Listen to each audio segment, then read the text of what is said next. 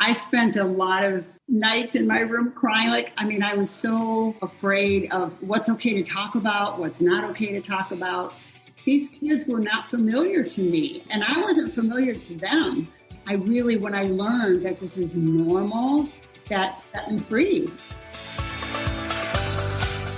Welcome to the Blended Family Coaching Show, where you'll discover how to move your step family from just surviving to truly thriving.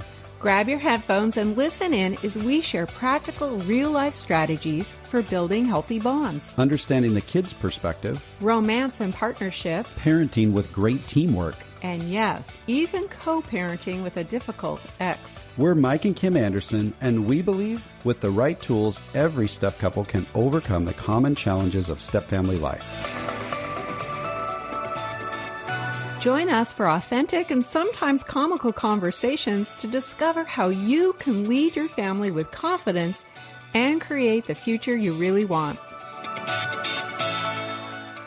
Hey, welcome to the Blended Family Coaching Show, and thank you so much for taking some time to join us today. We so appreciate you. We know that you could spend your time doing lots of other things, and every week you tune in and decide to spend a little bit of time with us, and we so appreciate it.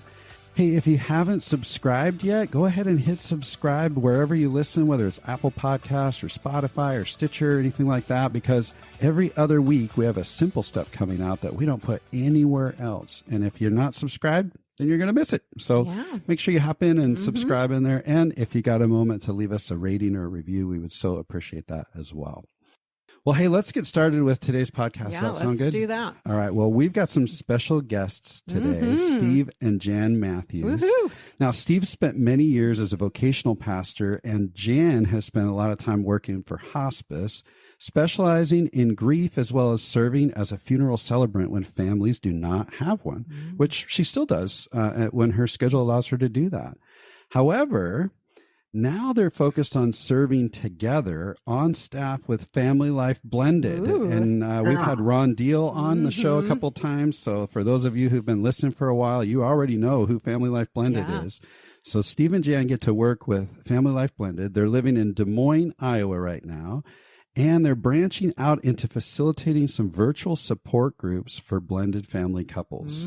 Welcome, Steve and Jan. Thank you so much for joining us today. Well, we're glad to be here. Yeah, so good to have you here.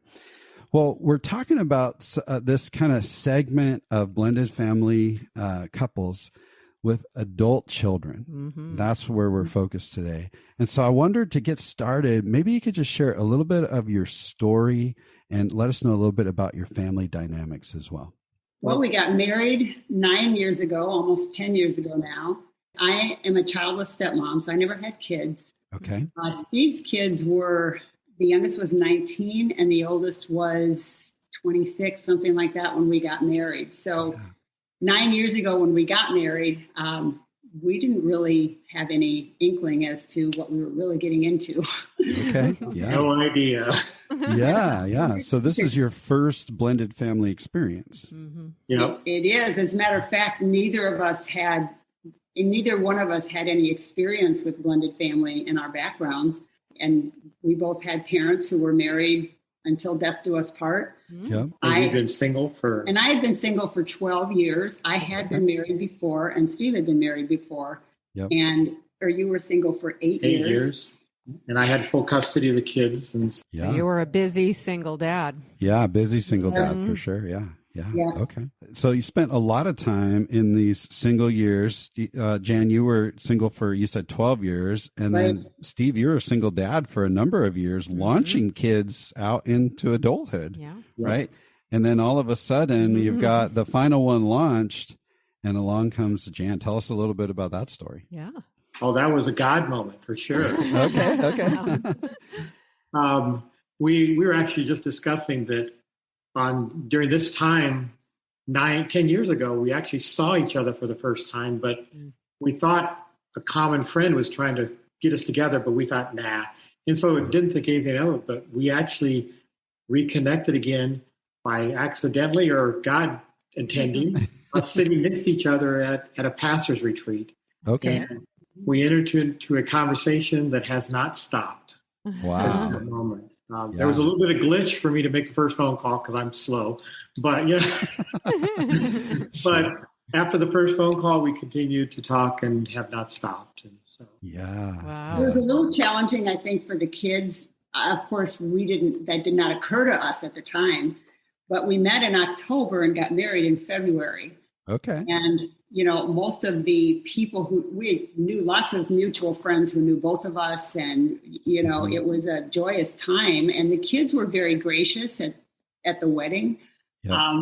But it was a day of loss for them, which we did not understand at the time. Yeah. So interesting. Tell us a little bit about that. What were your expectations going into all this about how Steve's kids might accept Jan and kind of engage with her? Like, what were your expectations before you went in there? Well, one of the things is, having all the kids, adulting, Right. semi-adulting, whatever you want to call that stage of life. Yeah. But, they were very happy that I met someone. I shared that I had met someone and talked to each of them separately and told them about Jan. And they were all excited and happy that I had met someone. They were happy for you. Yes, they were happy for me. Okay. Okay. And so I interpreted that as them, being happy. But I guess that was when we realized, later. Well, they didn't realize it. It took a long while before we actually realized it. Because we were on a jet plane, we were just going through it and, short engagement, quick wedding, and just moving forward.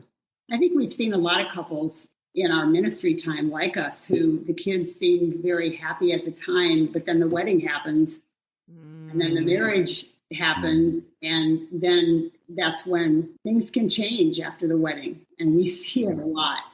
Yeah, so there's this happiness for Dad. Oh man, I'm so glad Dad, is dating. Maybe, he's developing a relationship. He's got someone to hang out with, someone to talk to. We're happy for him.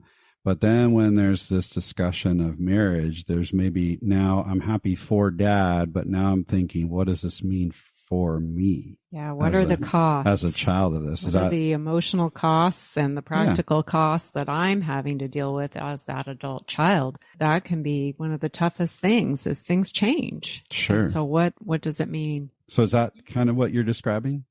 Yeah, and it's a little sad because when you ask what my expectations were about engaging with the kids, I didn't have any expectations. I, in my head, thought they're all adults. They're really not going to be involved in our life that much. I mean, I just didn't get it at all. And I feel bad saying that now.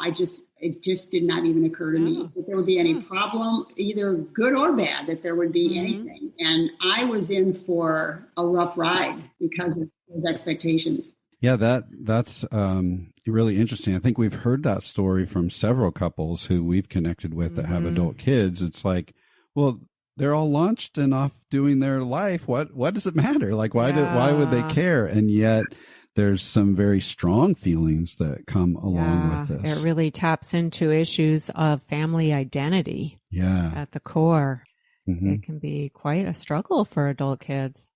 So have you been surprised by some of the negative reactions that you've experienced? Well, as I thought about it, I should have been surprised because my ex-wife got remarried several years before I got remarried. Okay. And I remember my youngest son was at home and he was really grieving that. And that was very hard for him. But I interpreted it as being, well, that kind of closed the door on mom and dad ever getting back together. Sure. Right. Which it was, but and maybe he was thinking, I hope dad doesn't get married or something. I don't know. Who knows?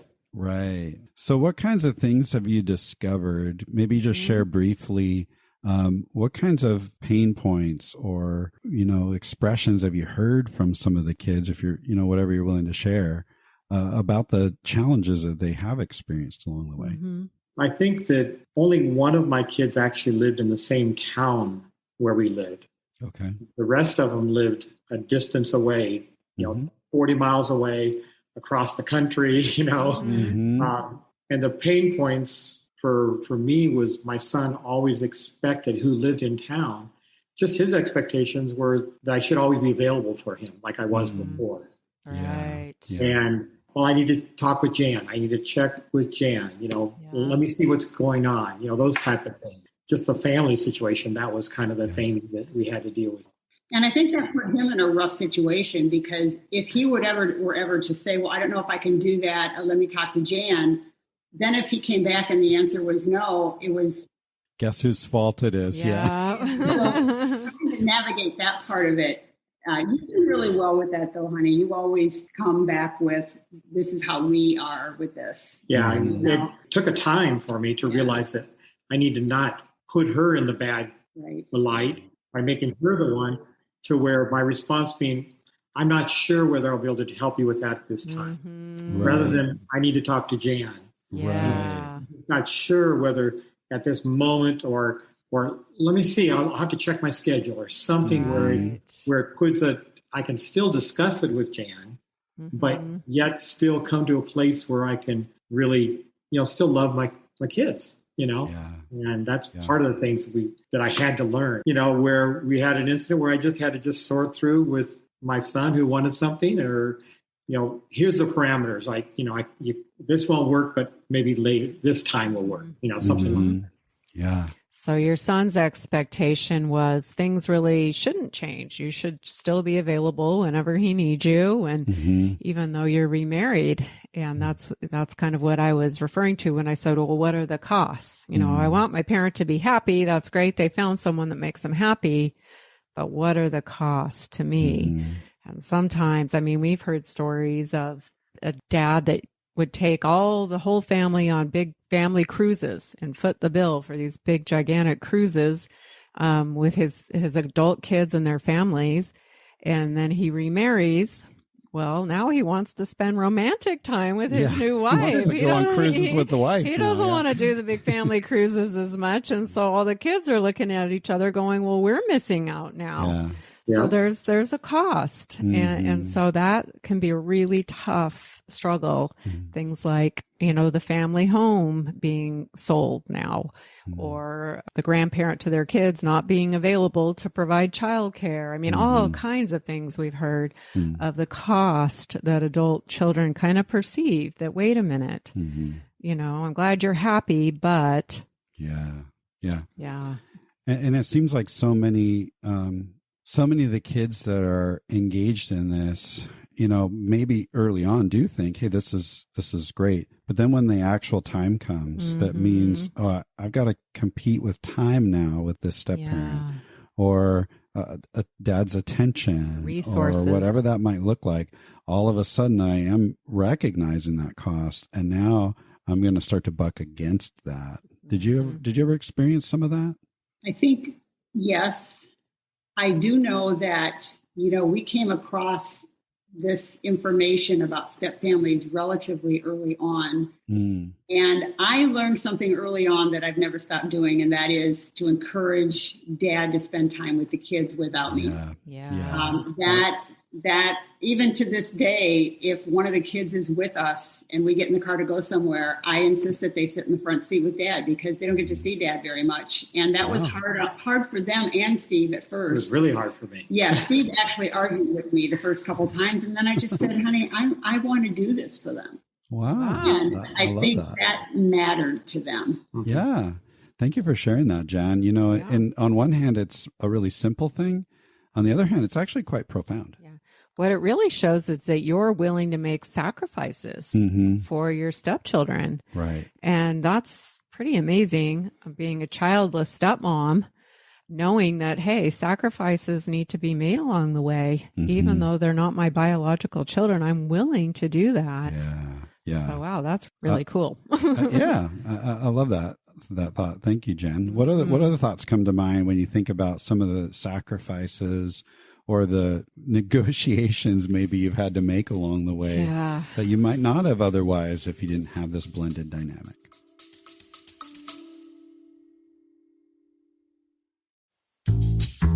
What if you could experience a community that's all about healthy support, guidance, and practical strategies that help you thrive in your blended family? Well, now you can. Blending Together is a supportive community for blended family couples just like you. Mm-hmm. We've educated and supported hundreds of couples navigating the unique challenges of blending a family. Now we're inviting you to join our community and experience the transformation that awaits you. But you'll need to act fast because we're getting started soon. Mm-hmm. Blending Together is not just another community. It's a place where you'll find practical, real-life strategies for building unity as a couple. And creating more connection as a family. Experiencing partnership in parenting. And even dealing with that difficult ex. Blending Together is a safe, growth-focused space where you get to connect with us and, maybe more importantly, with other blended family couples who truly understand what you're going through. Mm-hmm. Along the way, you'll discover practical tools, guidance, and hope that empower you to find a future full of confidence and connection. When you join Blending Together, you'll get to hop into a variety of resources like access to our private Facebook group and online learning platform, monthly coaching meetings, monthly Q&As, and you'll even get to vote on the content for our monthly workshops. Mm-hmm. Blending a family can often leave couples feeling alone or isolated and stuck, and quality support can sometimes be expensive. That's why we're offering you access to all of this at a super low monthly rate, because every blended family deserves the opportunity to thrive, regardless of their budget. That's right. So join us in the Blending Together community and unlock the secrets to successful blending. Together, we can create a future filled with hope, connection, and peace. But don't wait. Click the link in the show notes now. The doors will be closing on October 8th, and you don't want to miss out on this unique opportunity to create the future you really want alongside other couples who genuinely get it. Mm-hmm. Hey, we can't wait to meet you there.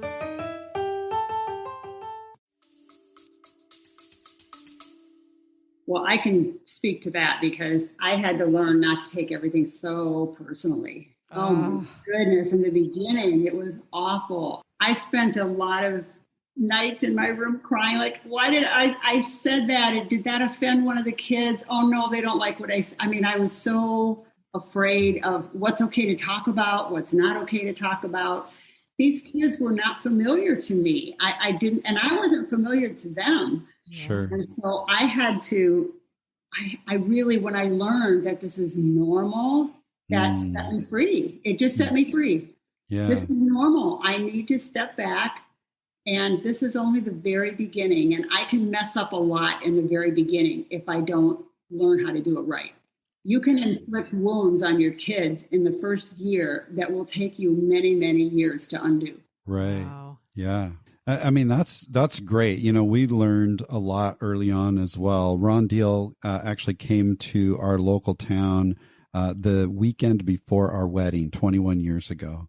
Mm-hmm. And wow. And so we went to this workshop with him and everything, and we came out with a whole lot of new understanding.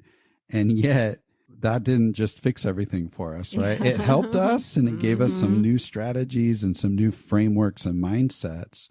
But man, it still was a really tough go. And what I hear you saying is, hey, we got some help early on, but that didn't just fix everything. And what you just described there, Jan, feels like you were kind of walking around on eggshells in your own home when the kids were around. Like, what do I say? What do I not say? Yeah. And I'm wondering at what point in the journey, if you remember a point in time where you kind of felt like, okay, I can be me. It's okay if I'm just me.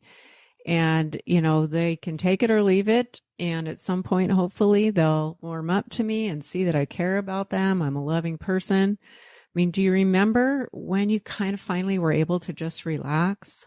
We were just talking about this earlier.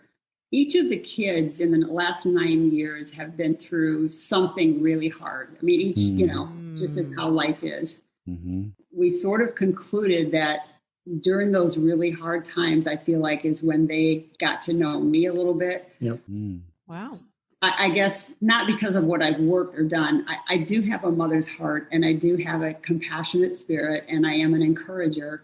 Yeah. And so I try to just be those things. That is who I am.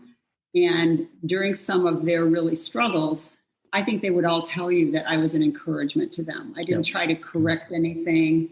Most definitely, she was, I married an encourager, and she encouraged the kids all the time. And everybody goes through crisis and problems and is looking for, the biggest thing that Jan noticed was whenever the kids want to talk to me, they'd say, "Hey, Dad. Hey, Dad. Hey, Dad." And so we knew that was a conversation starter for them. And they would be they'd be having a crisis or concern or solve a problem or get some thoughts. And typically I didn't just go away with them. They would come to the house and we would all sit down and talk. And Jan would, share thoughts as well and encouragement, saying, either I've gone through this or I've seen this or I've learned this, those type of things, to where she's not trying to parent them, but just coach them, encourage them, bless them.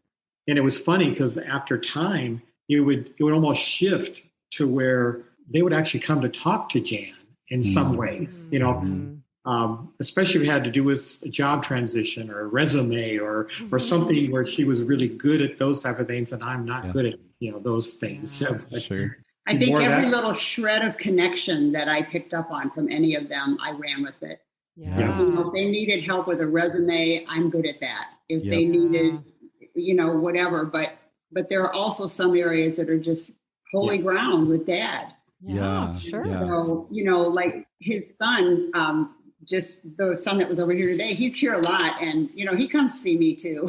I do his laundry. Sure.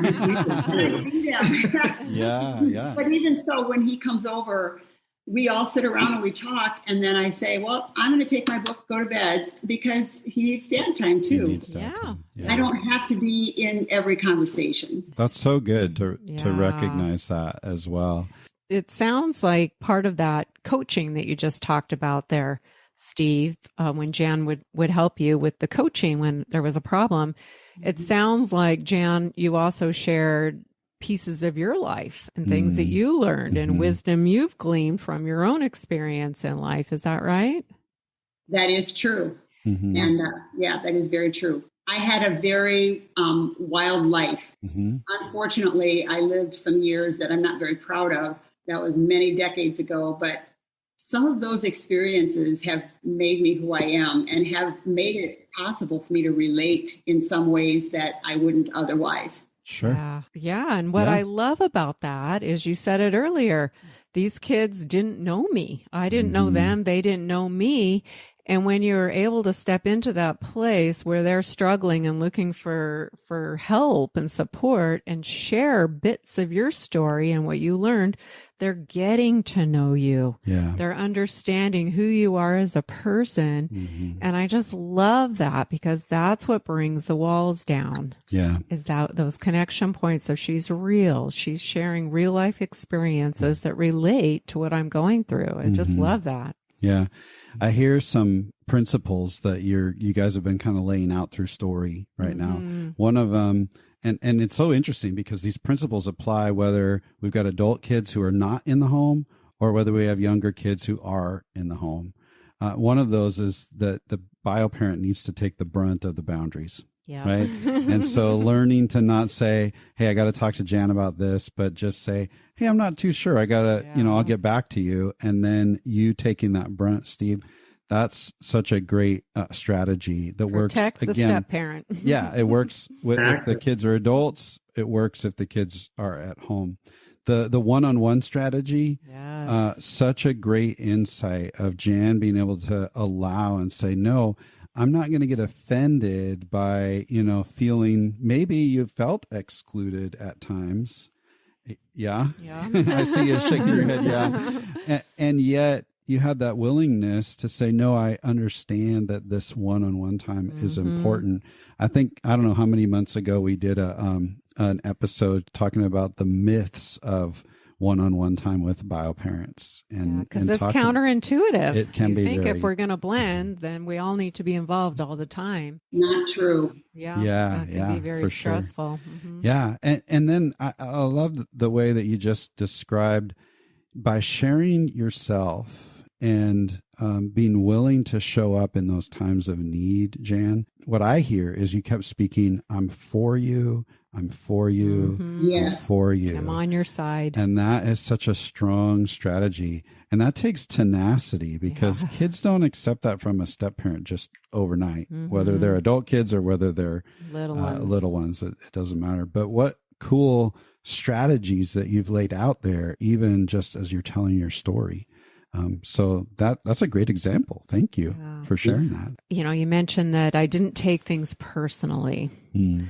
That's a tough thing. I mean, we've said it before. I'm sure we'll say it many times, but you know, step family life is not for the timid. You've got to have kind of a tough shell and a soft underbelly at the same time, because you've got to let things roll off. Do you have any advice for step parents out there that just feel like just rejected or crushed? Well, I think first you've got to lower your expectations. Get us in more trouble than anything else. Yeah. Just don't have expectations, because you're probably going to be disappointed. Not taking things personally is a really big deal. And you do have to have thick skin. I did take everything personally in the beginning. And it was miserable. Yeah. And I think learning that was sort of normal in a step family made me think, okay, well, this is normal, so I'm not crazy.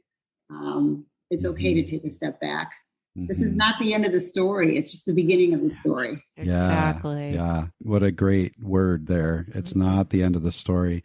That's something that we've said when we've watched our kids go through lots of different challenges along the way, that, hey, it's not the end of their story yet. And it's the same thing with us. Yeah. That's so good. Thank you, Jan. Yeah. We know how hard that can be. Yeah. So your story conveys these great principles.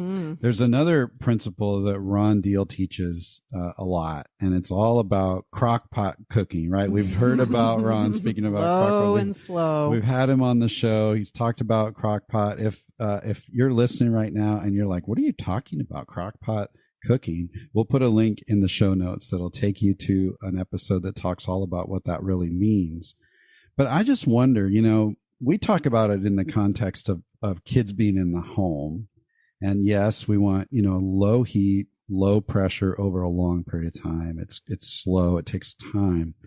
I just wonder, as you learned more about that whole crock pot strategy, how did you experience the crock pot when all the kids are like out in their own different little places, kitchen utensils doing their own thing because they're all adulting now?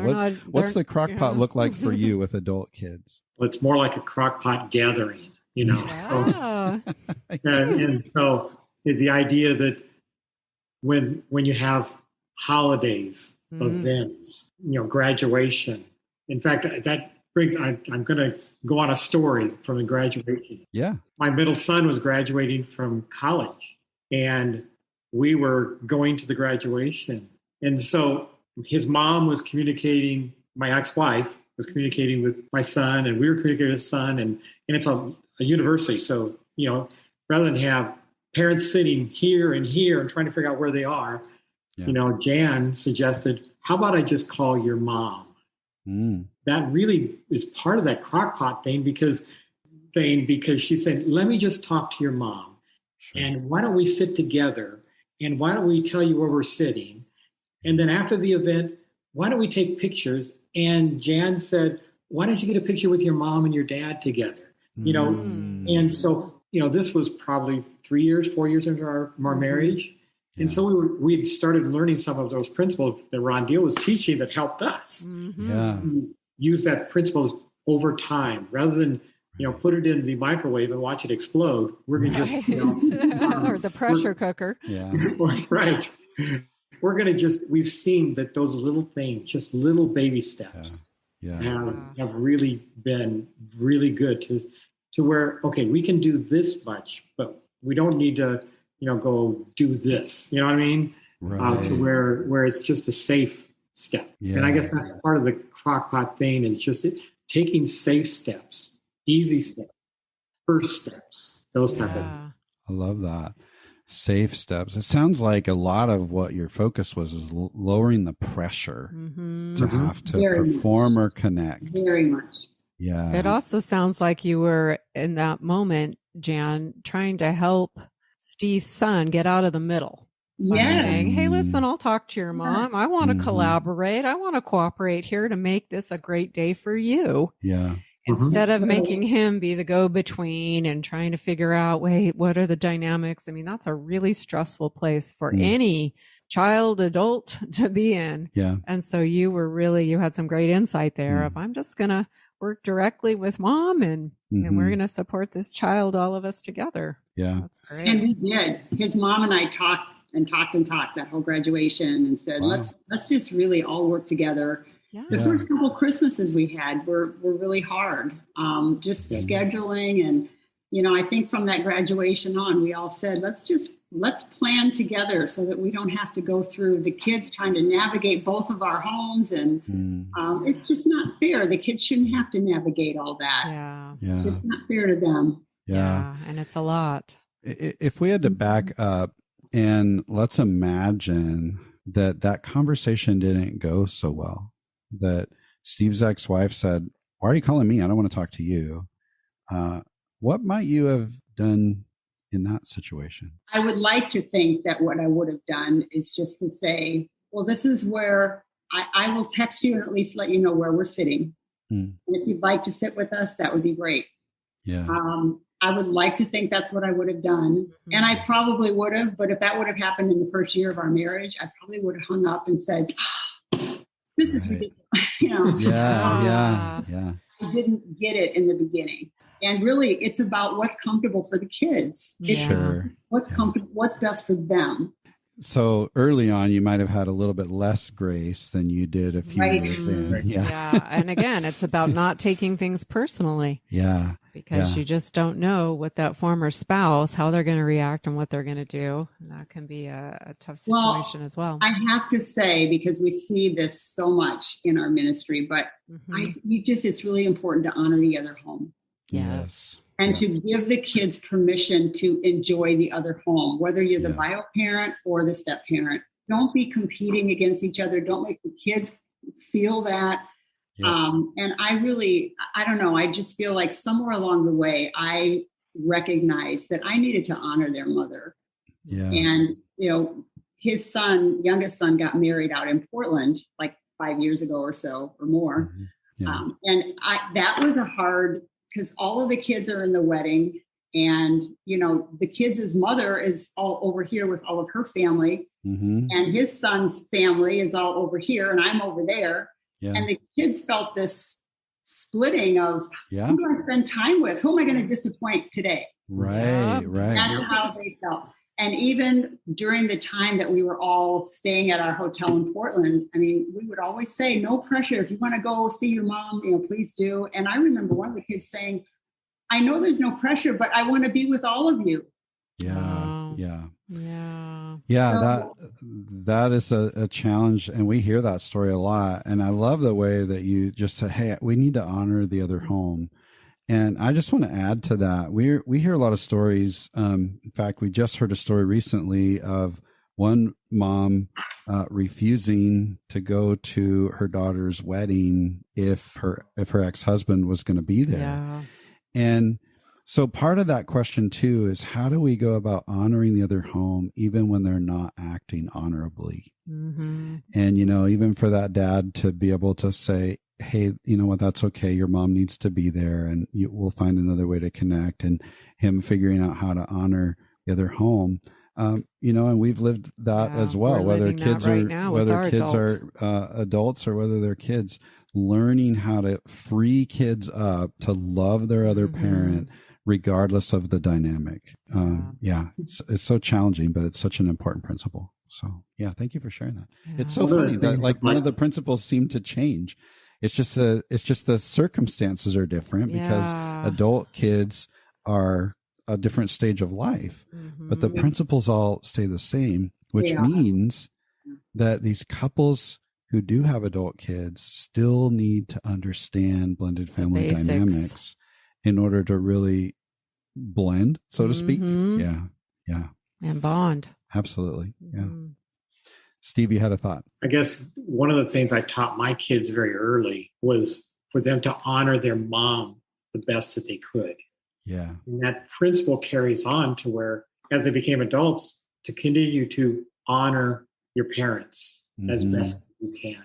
Yeah. And we as Jan as step parent and me as parent, just to honor the ex-wife and their spouse and honor them as best as we can.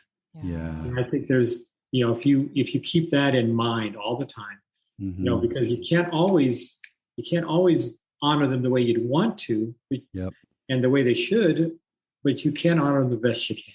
Yeah, absolutely. And how do you do that? It's by the words you use, the things you say, and the things you don't say. Exactly. And that holding your tongue or sharing encouragement. Whatever. Yeah. For sure. Not overreacting. Right. So somewhere along the way, you guys have had to make decisions. You've had to make them together. You've had to make them individually. You've got some convictions that you want to stand on. We talked before we hit record. We were talking a little bit about this concept that we talk a lot about on the show of the stranded stranger and the trapped teammate. I wonder, as you've kind of listened to us explain that dynamic, is that something you identify with, even though all the kids were out of the home? I didn't know until you explained that, but the very first Christmas we had at our home. Yeah. I had 8 years of traditions that I had built with the kids. Certain things that we did every Christmas, certain ways that we decorated the house, certain ways that things were set up. Yep. And my youngest son came home from college for Christmas that year, that first Christmas. And he said, "Where's the tree? Where's the decorations? Where's all of these things? We need to go do this." And felt that from him. But, we'd already decided that we were going to do these particular things for Christmas, and that we weren't going to have a tree or whatever here or there, or, those type of things, and just not knowing how to, continue to create our new traditions, as well as honor their traditions. And that's where it was really, really hard to negotiate that with my kids as they all came and were looking for a particular thing at the family home or their home. It used to be their home. Now, Jan's home, our home. And so that was really difficult. Yeah. So Steve, you're this trapped teammate stuck in the middle where, well, if I say no to Jan, now I'm disappointing my wife. And if I say no to one of the kids, now I'm disappointing the kids. Yeah. So no matter what choice I make, I'm disappointing somebody. When really I love everybody and I just want everybody to get along. I just want everybody to get along. Yeah, such a hard position to be in. It is challenging.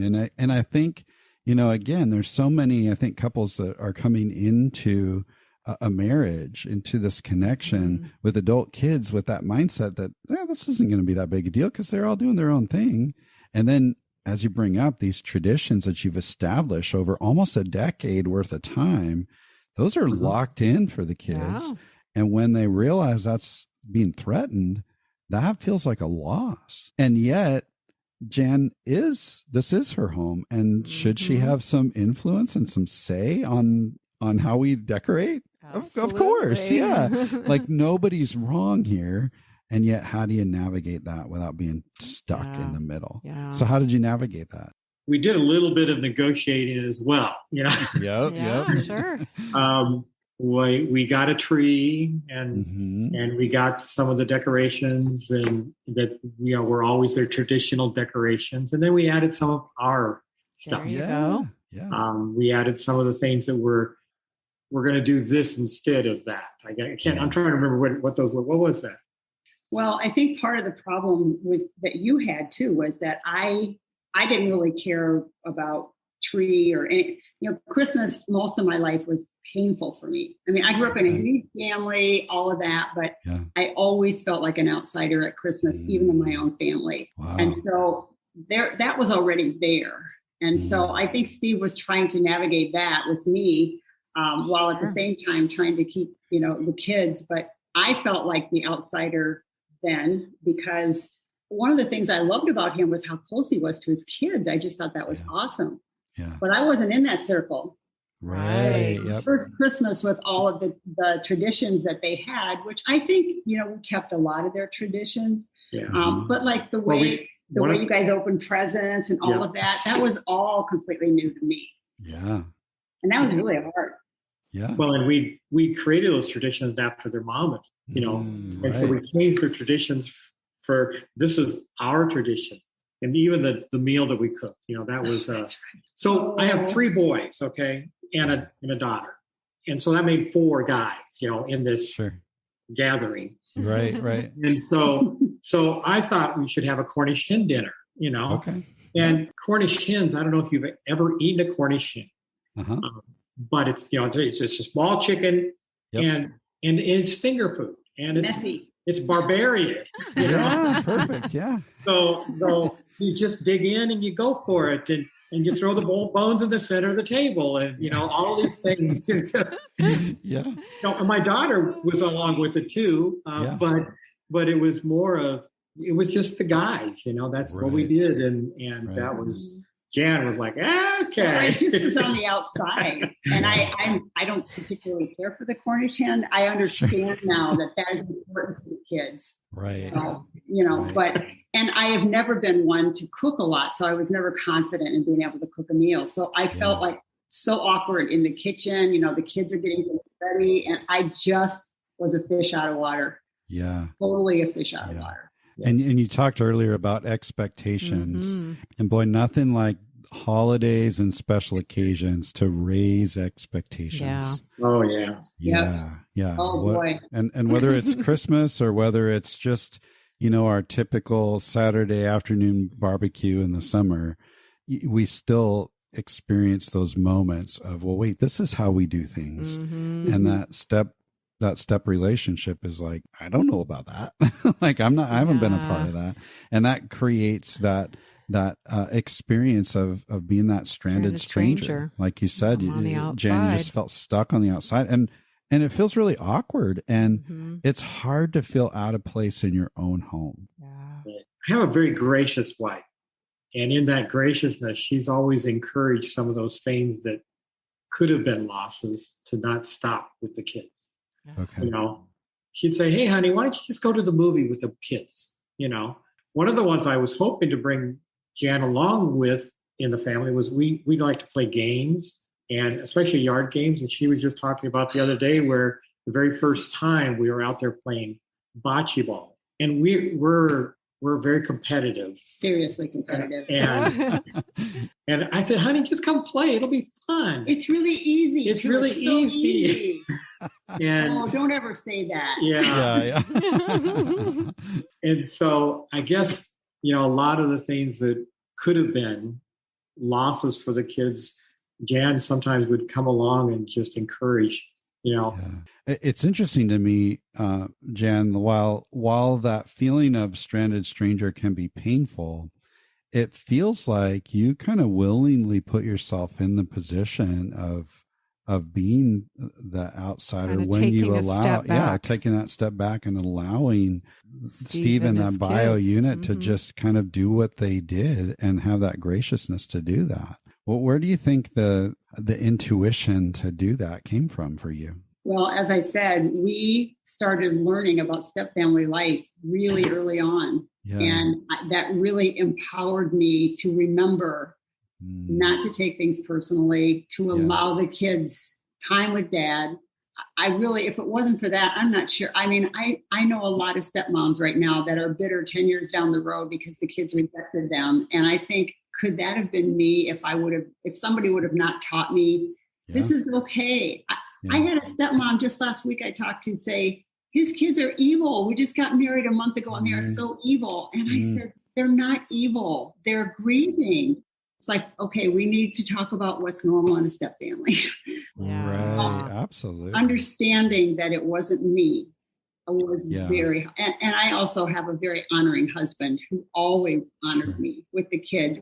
And now, I mean, our life now with the kids, I can't even tell you. It's just fantastic. The relationship with the kids that I have today and with their mother. It's amazing. When one of the kids is struggling, their mother and I are calling back and forth and texting and saying, you know, how can we help together? And wow. That's amazing. It sounds like that intentional work up front, you're experiencing some payoff now. Yeah. You know, you also took those principles to heart and trusted in them. You know, a lot of couples hear things like the one-on-one strategy, and they just, because it's not instinctual or it feels counterproductive, they just go, no, we're not going to do that. And they don't trust that these principles really do work over the long haul. They don't see the big picture. They respond to the momentary pain of, oh, well, I'm being left out and that's not okay. So you took in the information you learned, but then you trusted it and you took it to heart. That's a whole nother step. If I might just share an example of that, someone contacted us a couple of weeks ago and said this couple, they're remarried. They both had sons that were like 14 and 10. And the 10-year-olds were really struggling and fighting. And the husband was saying every time, you know, we always sit down and talk to the kids together as a unit, husband and wife, and because we are a couple. And, you know, the first thing I said to him is, you need to talk to your kids and she needs to talk to her. Your kids need to not feel like if I want to talk to you, you have to have her there too, because I don't know her. I don't trust her. So you don't have to do it that way. You know, give kids the freedom to just talk to dad or mom. Just things like that. That's a great example. Blended family life is simply different than first family life. And when we can embrace that reality, then we say, okay, then what are the things we need to do differently? And when we do that, like I said, now all of a sudden you're experiencing some of the payoff of that hard work that was maybe counterintuitive from the beginning. You know, one thing I'm curious about, Jan, when you're in that time of maybe, hey, you know, Steve, you should go off to the movies with the kids, or, you know, I'll stay inside while you guys are playing bocce ball, or whatever those choices are. How did you go about your self-talk and your self-care in those moments where maybe you felt like the stranded stranger, or you felt alone? On the outside. In the beginning, the bocce ball game, that was really hard because I was new in these relationships, and I just went to my room and cried, honestly. But I also tried very hard to try to convey, I was just going to go inside. And I didn't want the kids to think, oh, she's all upset. You know, I didn't want to do that. Today, what I do is I love the time alone.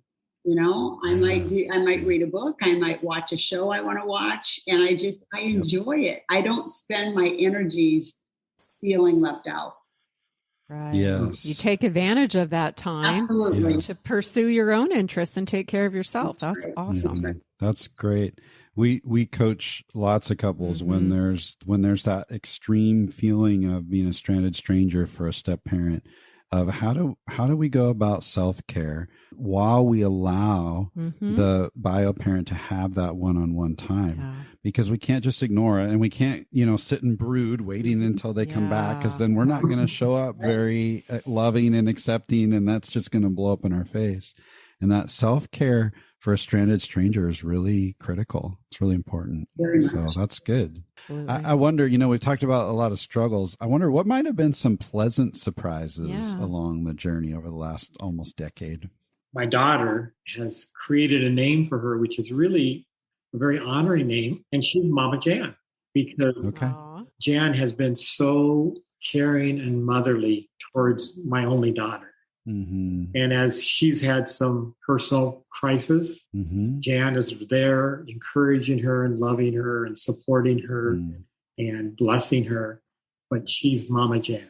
That's just so sweet and cool that she's giving her a title that really, Jan is being motherly in a way that is helpful, and she's Mama Jan. That's cool. One of the most pleasant surprises for me was the first time one of the kids called me on Mother's Day. Wow. Oh, wow. Yeah. Because as a stepmom, I once heard Laura Petherbridge, the smart stepmom, say, you know, in their eyes, they've never been related to me. They're not related to me. They're not going to know my birthday. They're not going to call me on Mother's Day. And if I have that expectation, I'm going to do a lot of crying every year. Yeah. And I don't have that expectation. And so this year, 2 of them called me.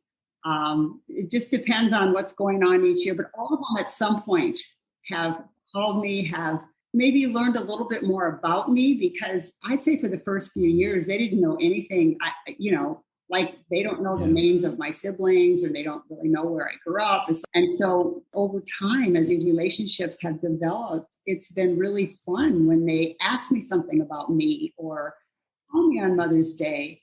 And it took a long time. And it became okay to where now it's a huge bonus. Jen, I think you said something really critical that listeners need to hear there. You said the first 3 years were really hard. Yep. 3 years is a long time. And I think there's a couple of things when people aren't willing to really stick with it and to keep showing up in a positive, honoring way over and over and over and over again.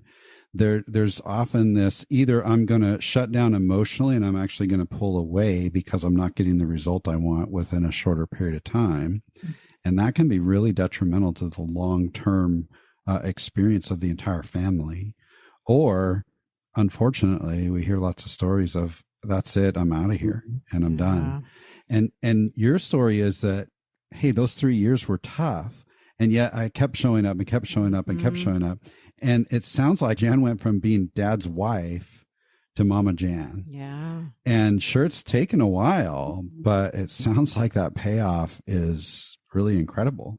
Do I have that right? Yes, very much so. Patience. Yeah. It takes so much patience. And it's interesting, to think about that whole crockpot thing too, because we often, we share Ron's analogies of the crock pot and the microwave and the pressure cooker and all that. And then we kind of point out that, the thing that changes is the environment. But as I think about your story, often I'm thinking about the environment we're creating in our home is the crock pot.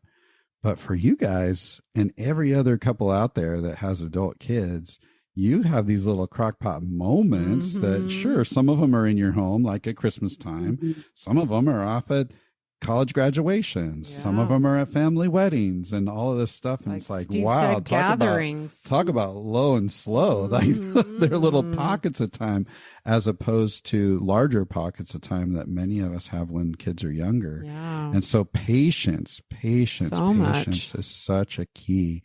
And then just continuing to show up. And I hear that in your story. And I really want to commend both of you for being willing to stick that out and have that patience and that grace for over a long period of time. If I could add one other thing that happens a lot is step parents like me have a tendency sometimes, you can't get mad directly at the kids necessarily because you don't have a relationship. So you get mad at Dad. Yeah. Or I would look at Steve and say, how can you let your kids talk to you like that? I mean, this happens a lot. And I finally had to learn, as Steve finally told me one day, I'm not the one that changed their dirty diapers when they were babies. I'm not the one who knows all of their insecurities and what they've been through in life. And that is not for me to say, don't you talk to your dad like that. That is not my place. Right. Yeah. Maybe later I can speak to him, but I tried that once and it did not end well. Oh, I've tried it more than once. It didn't end well. Yeah. But a lot of step parents get mad at the spouse for not disciplining the kids well or not talking to them right or not. It's like, that is not for me to determine. Yeah. Well, when Mike did that with me, I wasn't as gentle as you were, Steve. I just told him, butt out.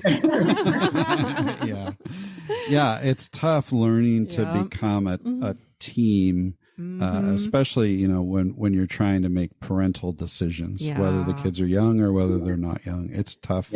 Building that teamwork. Or when we're seeing poor behavior. And kids sometimes behave poorly. That's kind of, we all do. Absolutely. We're both on opposite ends of an experiential divide for sure. And it's hard to come together. And having adult children, there is a phase where it's just a small A.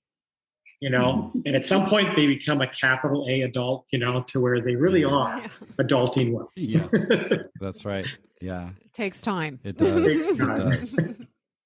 Okay, so now you're working to help equip other blended family couples, which is right in there with our passion area as well. But tell us a little bit more about what you're doing. We never imagined that we'd be doing what we're doing today. And we're so thankful for that. And we work for Family Life and do ministry with Family Life Blended is our major focus. And we're helping step families to normalize some of the things they're going through. Using the curriculum of Ron Deal, Smart Step Family, we've seen lives change and marriages saved. Awesome. Great. Very exciting. That's such meaningful and needed work. There are not enough people supporting blended family couples. And just realizing the immensity of, 40% of our population is some part of a blended family. And so many people have said, we never knew there was any help for us. Mm-hmm.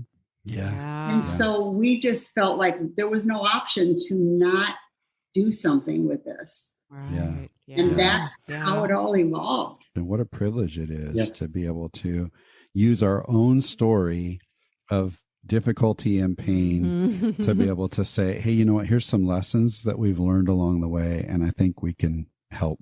And so I'm so grateful to be partnering with you on that journey. Yeah. Well, Mike and Kim, I am amazed at you guys. I love what you guys are doing. I love hearing the stories of what you guys are doing. We need you. Thank you for that encouragement. We appreciate that. That before we started podcasting, we actually spent like 2.5 years blogging, but nobody knows it because nobody reads our blogs because we're really not that great at writers. But we do still have tons of blog articles out there. And the one that gets the most traffic by like 10x is the one that talks about adult kids and blended families. And so people are searching for that and they're landing on that. We've gotten more comments on that particular blog article than any other blog article. And so when we met you guys and we heard your story, we're like, oh, we need to talk about that. And so I'm sure that we'll have other ways to talk about that as well. Statistically, more and more couples are coming together later in life. It's a growing trend. So there's going to be more and more people looking for help that have adult children and need some support there. Yeah, what a great place where you can offer your story. Yeah. So. We need community, you guys. We need Absolutely. Not necessarily even just studies and curriculum to do together, but that's something we're doing here in Des Moines. We have one of our leader groups or couples they're just meeting, having people come on Sunday nights and just be together because these step families love to be with each other. They just love to be together. So we need community. We need other people who understand. Well, I wonder, as we kind of bring this conversation to a close, if you could each just give one top piece of advice or a tip for couples who are getting ready to blend with adult kids in the mix, what might that one top piece of advice be? Number one for me would be lower your expectations. Don't take things personally. I would also suggest Ron Deal has a new book out this year called Preparing to Blend. And we have couples getting ready to blend. And that book will open your eyes to a whole bunch of stuff that you have not yet thought of. I wish it would have been there when we got married. So learn about it before you get married. Don't wait for it all to just happen. Yeah. Great advice. Really just take time to have conversations with each other, with your kids, and have conversations of what you're thinking and be a good listener and a good question. Yeah. Yeah. Lots of good listening. The curiosity mindset. I love it. So good. So good. If the kids feel like they have a voice, and it doesn't mean that they have anything necessarily to do with what decision you make, but kids just want to be heard. I don't care how old they are. Just listen to what their feelings are, what their fears are. And, it's so easy to just shut that out and say, okay, this is our decision, but let them have their say. Well, Steve, Jan, thank you so much for joining us for this discussion. I know it's going to bring a lot of value to those couples, especially as we continue to see people reaching out for help with adult kids and just not sure how to navigate that. we'll be keeping you in mind and sending people your way as we hear the need more and more. So thank you so much. Yes, thank you. We so appreciate you. Thank you. It's an honor to be here. Yes. Thank you. All right. Well, I think we're going to make that episode a wrap. Until next time.